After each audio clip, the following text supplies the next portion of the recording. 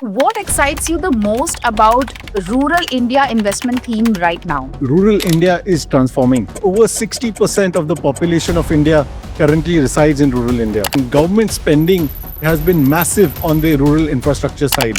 There is a metric where in rural India per capita GDP crossed $2,000. How do you intend to identify the companies that truly benefit from rural growth? When we think of rural India, we think of agriculture. But we are looking at beyond the agricultural space. We are actually looking at India's rural economy is evolving beyond agriculture, driven by rising consumption, infrastructure development, and policy reforms.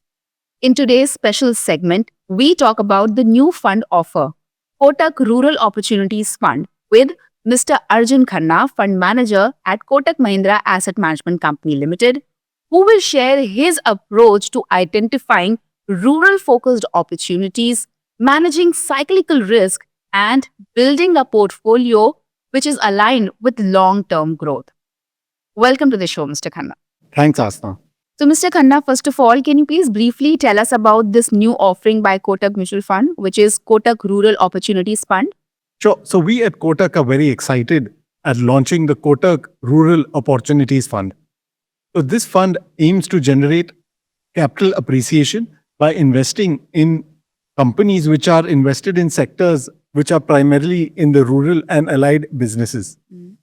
The investment universe is pretty broad. It includes agriculture, but also includes manufacturing, services, including financial services, and a lot of other segments like consumer goods, consumer durables, etc. The fund will follow a flexi cap approach. It will have large cap, mid cap, and small cap stocks, and the benchmark for the same will be the Nifty Rural Index ERI. So, what excites you the most about rural India investment theme right now? So it's actually pretty interesting. Rural India is transforming. And if one thinks about it in perspective, over 60% of the population of India currently resides in rural India. This transformation has a number of factors to it. If one looks at the strategic and structural tailwinds, it's very interesting. Government spending has been massive on the rural infrastructure side. Think roads, think water, electricity, housing. In addition, we are seeing rising rural incomes. In addition, we are seeing employment move away from solely being agricultural in rural India towards many other sectors. We are very positive on the consumption boost which is expected to come. There is a metric where in rural India per capita GDP crossed $2,000. And history suggests that when this metric is crossed, we do see discretionary consumer consumption pick up substantially. Hence our positivity out here also. In addition, we are seeing digital and financial penetration within rural India. Inclusivity is increased. So if one looks at mobile data consumption in rural India, banking penetration in rural India, and even the formalization of the rural economy, it's all on an increasing trend. Right. There are, in addition, a lot of short-term triggers. The first trigger, what I see is obviously the monsoons. We have gone through a very good monsoon season. We expect a very strong Rabi season. And we are seeing a cyclical upturn in a lot of rural demand parameters, such as, say, tractor sales or even two-wheeler rural sales. So in a sense, that is obviously a clear positive. So this confluence of long-term demand trends, coupled with we are seeing short-term triggers, we do anticipate that the rural economy should do extremely well over the near to medium term. And hence, we are extremely excited about the multi-year opportunity that this may set up for us going forward. Mr. Khanna, how do you intend to identify the companies that truly benefit from rural growth beyond the obvious names? So when one looks at rural India, and I think a lot of us, when we think of rural India, we think of agriculture. But we are looking at beyond the agricultural space. We are actually looking at the entire gamut, the entire universe, which includes sub-segments such as manufacturing, construction, financial services, etc. So how do we go about it? Firstly, it's about identifying the key rural companies. So analyzing company disclosures along with annual reports, etc. Also looking at the distribution footprints of companies and doing a lot of channel checks to assess the rural exposure of companies. In addition, we would be looking at a lot of the rural proxy indicators which are available, such as, for example, sales or finance sales of products in rural India. There are a lot of government and private data sets available which explain what's present in rural India, especially in terms of consumption and production. Lastly, when one thinks about this, when one analyzes, a lot of people think we would be only in agricultural theme. But if one looks at the portfolio, we would have large, mid, and small caps, and we would not have solely exposure to companies which are just the headline names in terms of FMCG or in the agri segment. Can you also walk us through your investment process for this fund? What will be the key filters or the criteria that you would use? Sure, and I think that's a very interesting question because we do get asked whenever we launch a fund. And essentially, the way Kotak manages equities, we have a similar thought process for all equities which are actively managed. And our theme or philosophy has been growth at a reasonable price. In addition, we have a proprietary BMV framework which looks at the business, the management, and lastly, valuations. Essentially, this product will have a bottom-up stock selection focus with a top-down overlay, which is also common to our schemes. This fund, given that it is a flexi cap, it has no market cap restriction, so we'll be investing in large, mid, and small cap stocks. However, there is a theme, and the theme is rural and allied companies, and that would be the universe for this fund. So moving to the key criteria, essentially, like I talked of businesses, we like businesses which are scalable, sustainable. But in this case, these would be businesses which are primarily in the rural and allied activity segment. If one looks at management, we like proven management with strong execution skills, especially in rural India. When we look at valuations, we are looking at reasonable or attractive valuations basis the growth prospects.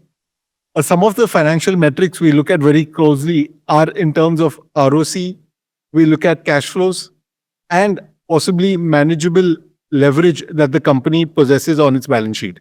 So, how do you see the government policies or the rise in dual income households, the shift in employment from agriculture to non agriculture, influencing your investment decisions? Sure, and I think you've raised important points, so I will delve on each of them. So yes, government spending is a key pillar. We do anticipate continued strong government spending in rural India. Keep in mind that this is over 60% of India's population. So the net result is what we see, standard of living in rural India is bound to increase. And with that increase in standard of living, we do anticipate a strongly different consumption pattern going forward. You delved on a very important topic, the rise in women participation in the workforce. So as we see as dual income households increase, and if I look at data points available, historically, say in 2018, only 22% of households in rural India were dual income. If we go back to a recent past, say 2024, this number has moved as high as 42%. So as dual income households increase, we do see premiumization also take part in rural India. We did cover that aspect earlier, that once we cross the $2,000 per capita GDP, we see consumption pick up. So with all these factors, we do believe that consumption plays could be an important growth driver going forward. In addition, if we look at the economy itself in terms of rural India, we are seeing a lot of employment shift away from plain agriculture to other parts of the economy, such as manufacturing, construction, services. So all of these aspects will go into our stock selection and stock allocation. We would primarily prefer to play within segments where we see strong structural growth drivers, such as, say, consumer durables, telecom, automotive, premiumization of consumer staples. So we believe there's a wide swath of companies available where we can participate in these elements that you just articulated. So, Mr. Khanna, rural India is often seen as volatile due to monsoons and agri cycles, right? So, how do you intend to manage these risks in this fund? Sure, and I think this is very topical, right? Because we've just had a good monsoon, so people may wonder, if we don't have a good monsoon, what then? Right. This fund per se doesn't just invest in agri dependent, but essentially what we are looking is more in terms of rural linked sectors. Let me give an example. Essentially, as I mentioned, manufacturing, services, etc., are not solely dependent on agri cycles. And within the fund, we would prefer structural plays within the fund where we get to play a lot of the segments like I recently articulated or enumerated, such as durables, rural finance, telecom, which are not completely impacted by agri cycles. In addition, if I look at the fund per se, we are definitely looking at being agile, being able to dynamically allocate our capital. We will retain the ability to shift or rotate between sectors and have a lot more defensive names in times of heightened volatility within the market. And lastly, for the investors considering this NFO, what is the ideal investment horizon? Sure. So, given the positive structural aspects to this, we believe a multi-year rural transformation story, and the fact that these themes may take some time to play out, we effectively recommend a 3 to 5 year investment horizon for investing in this fund. Yes, they are near-term immediate triggers, such as the good monsoon that went by and possible a very strong Rabi season going forward, especially with the trends we are seeing in terms of rural demand pickup. However, the fact is that we yet recommend a 3 to 5 year period, largely because it helps or gives the ability to the investor to compound his capital over that period. And in addition, being able to ride out the short term volatility one may see in the future due to agri cycles or macro trends. Thank you, Mr. Khanna, for joining us and sharing your insights on the new Kotak Rural Opportunities Fund. And we hope your approach to identifying the rural focused opportunities and managing the cyclical risk and aligning the long term development trends will actually give a perspective to our investors. Thank you. It was great discussing with you. We hope this discussion helps our viewers to understand that India's rural growth story can actually translate into a meaningful portfolio building opportunity. The NFO period starts from 6th November and closes on 20th November. For more such expert led conversations, stay tuned to Kotak Mutual Fund. Mutual fund investments are subject to market risks. Read all scheme related documents carefully.